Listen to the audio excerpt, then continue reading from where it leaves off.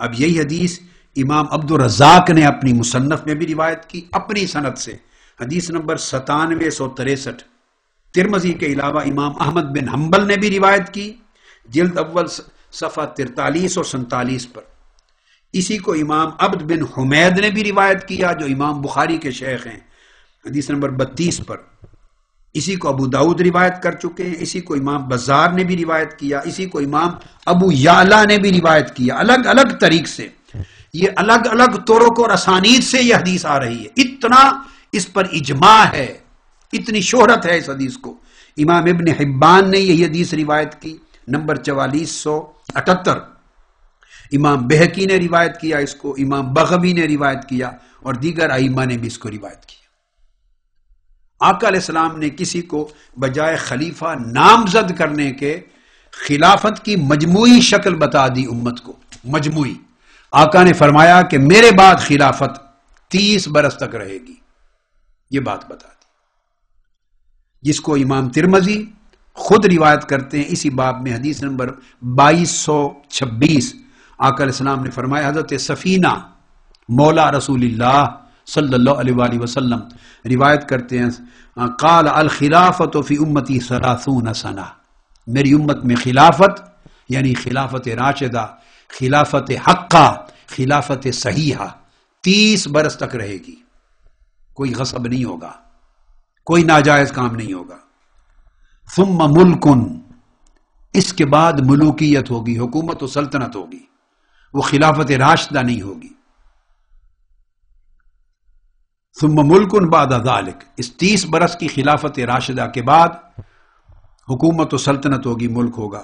پھر حضرت سفینہ فرماتے ہیں آگے تابعین کو کہ تم گنو، تو خلافت ابو بکر کو، خلافت عمر کو، خلافت عثمان کو، پھر خلافت علی کو جب ان کو گنا، فوجدناها 30 سنہ، 6 ماہ امام حسن مجتبیٰ کے ڈال کر ہم نے گنا تو معلوم ہوا کہ ان چاروں کی خلافت 30 برس پہ جا کے مکمل ہوگی۔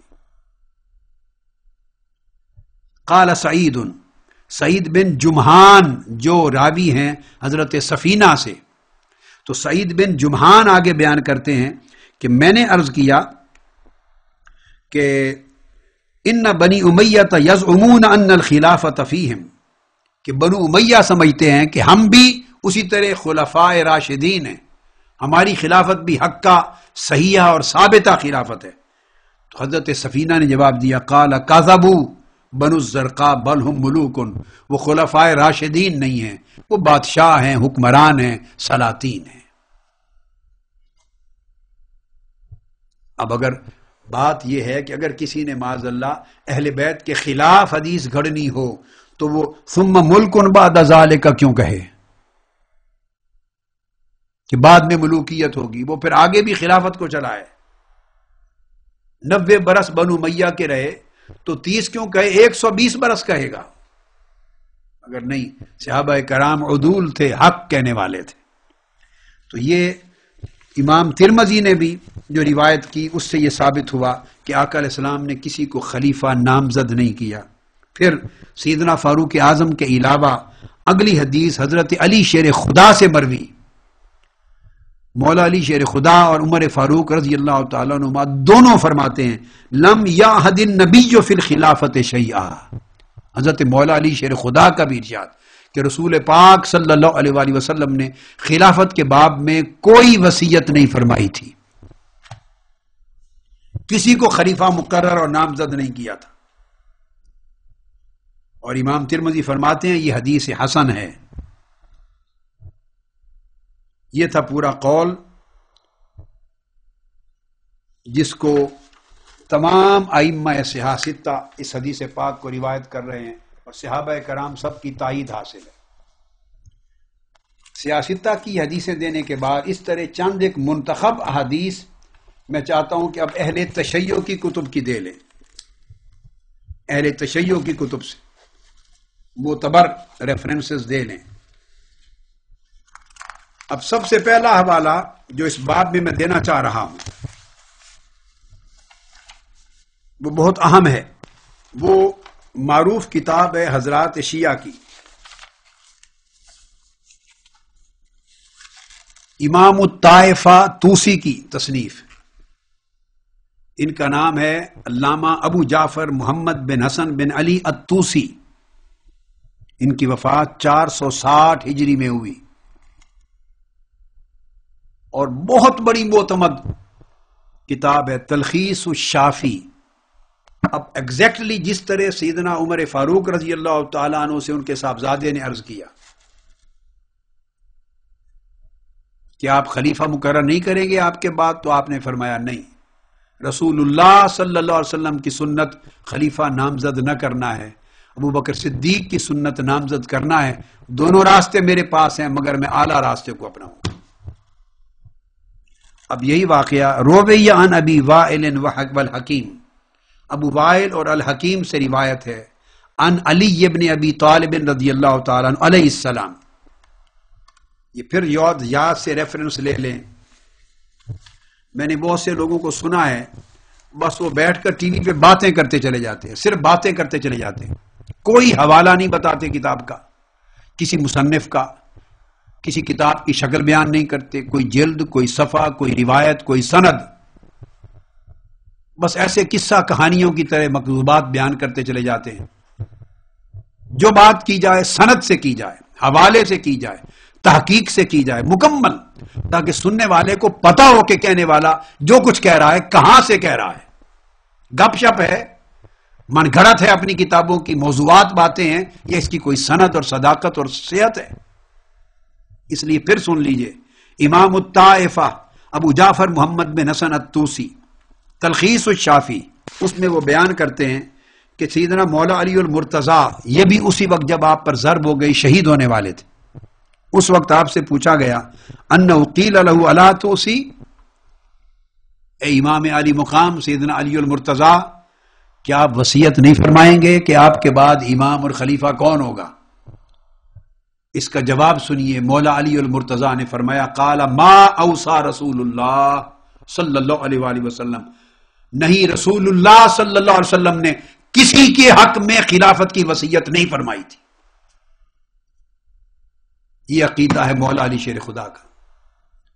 رسول اللہ صلی اللہ علیہ وسلم نے کسی کو اپنا وصی مقرر نہیں کیا تھا. آقا علیہ السلام نے کسی کی امامت و خلافت کے لیے وصیت نہیں فرمائی تھی. فاوصی، تو جب حضور علیہ السلام نے کسی کے حق میں وصیت نہیں فرمائی تو میں کیسے کر سکتا ہوں؟ یہ فرما کر مولا علی شیر خدا نے فرمایا ولیکن قال ان اراد اللہ خیرا فیجمعہم علی خیرہم بعد نبیہم، اگر اللہ رب العزت نے خیر کا ارادہ کیا اس امت کے حق میں، خیر کا ارادہ فرمایا، تو وہ اللہ تبارک و تعالی جمع کر دے گا، جیسے اس نے نبی کے بعد جو سب سے بہتر تھا اس کے حق میں امت کو جمع کر دیا، اس طرح میرے بعد بھی جو امت میں سب سے بہتر ہوگا اللہ تعالیٰ امت کو اس کے حق میں جمع کر دے گا.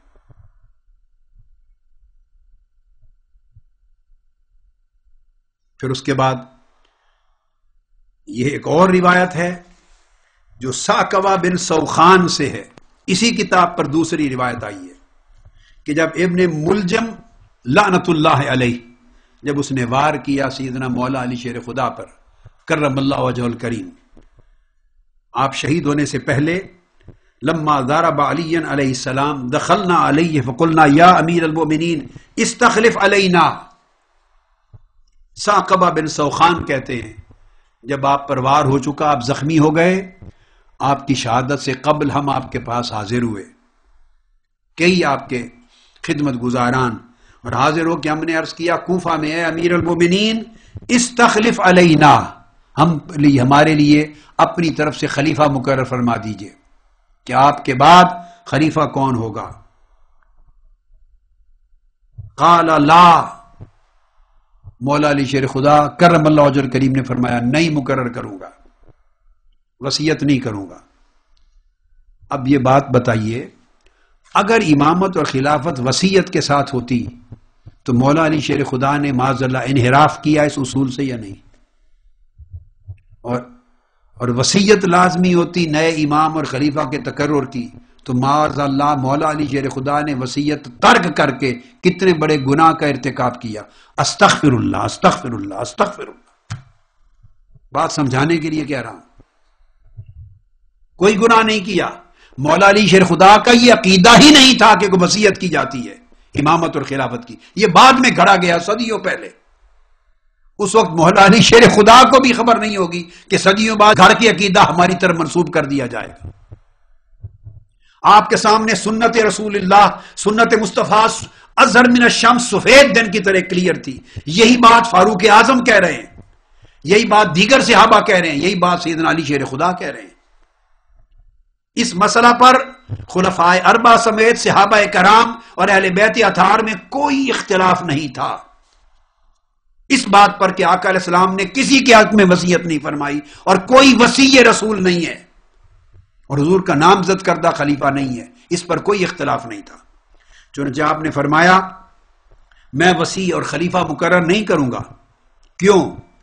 آگے مولا علی شیر خدا دلیل دیتے ہیں اور یہ کتاب میں حوالہ دے چکا ہوں، وہی امام الطائفہ طوسی کی جلد 2 صفحہ 372 تلخیص الشافی، وہ فرماتے ہیں فَإِنَّا دَخَلْنَا عَلَى رَسُولِ اللَّهِ صلی اللہ علیہ وآلہ وسلم حِينَ ثَقُلَ، جب آقا علیہ السلام کی طبیعت مقدسہ بوجھل ہوئی اور آپ علیل ہوئے تو ہم آپ کی خدمت میں، جب آپ کا مرض الوفات بڑھ گیا تھا تو ہم آپ کی خدمت میں حاضر ہوئے تھے اور ہم نے عرض کیا، مولا علی شیر خدا فرما رہے ہیں فَقُلْنَا يَا رسول اللہ اسْتَخْلِفْ عَلَيْنَا، ہم نے عرض کیا تھا یا رسول اللہ ہمارے لیے آپ اپنے بعد کوئی خلیفہ مقرر فرما دیں، ہم نے عرض کیا تھا یا رسول اللہ خلیفہ مقرر فرما دیں۔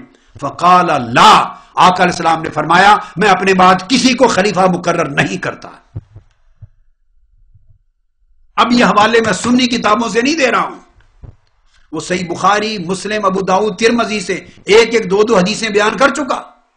اب عین اسی کی مطابقت اور موافقت میں بنفس سے ہی وہی مضمون مولا علی شیر خدا کی زبان سے آ رہا ہے اور کتب شیعہ کے اندر ہے اور عام کتابوں میں نہیں ہے۔ 460 ہجری میں وفات ہوئی ہے، 5ویں صدی ہجری کے بزرگ ہیں امام الطائفہ جن کو کہتے ہیں، امام طوسی، کہ مولا علی شیر خدا نے فرمایا میں بھی وصیت نہیں کروں گا، اور دلیل یہ ہے کہ تاجدار کائنات نے بھی کوئی وصیت نہیں کی تھی۔